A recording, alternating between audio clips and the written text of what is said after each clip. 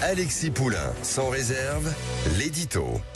Et encore une petite phrase d'Emmanuel Macron. Alors les Gaulois réfractaires, ceux qui ne sont rien, les quoi ça, va t'acheter un t-shirt. Enfin bref, on ne les compte plus, les petites phrases d'Emmanuel Macron. Et là, c'était en déplacement à Haïti. Alors pas devant la presse, il répondait face au limogeage du chef du gouvernement à quelqu'un qui l'interpellait dans la rue. Et on écoute ce qu'il a dit. Franchement, oui, c'est les Haïtiens qui ont tué Haïti. En laissant le narcotrafic, et là, ce qu'ils ont fait, le Premier ministre était super. Il est défendu, ils l'ont viré. C'était terrible. Mais terrible. Moi, je peux pas remplacer. Ils sont complètement cons. Ils auraient jamais dû le sortir. Le Premier ministre était formidable.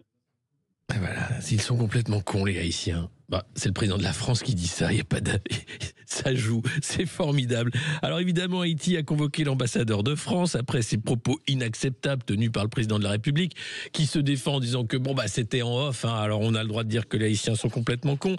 La France et Haïti, c'est quand même une longue histoire. Il faut savoir que dans la foulée de la Révolution de 1789, après Toussaint Louverture, c'est Jean-Jacques Dessalines qui arrive à s'autoproclamer empereur et puis à proclamer également l'indépendance de l'ancienne colonie française en 1804.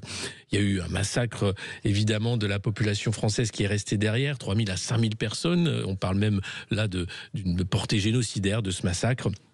Et puis, en 1825, le roi Charles X, qui a demandé qu'Haïti rembourse 150 millions de francs or pour que la France ne recherche pas à reconquérir Haïti et pour indemniser, bien sûr, les anciens colons dans un délai de 5 ans. Et depuis, l'île a été en proie à sans arrêt des crimes, des mafias, des dirigeants peu scrupuleux.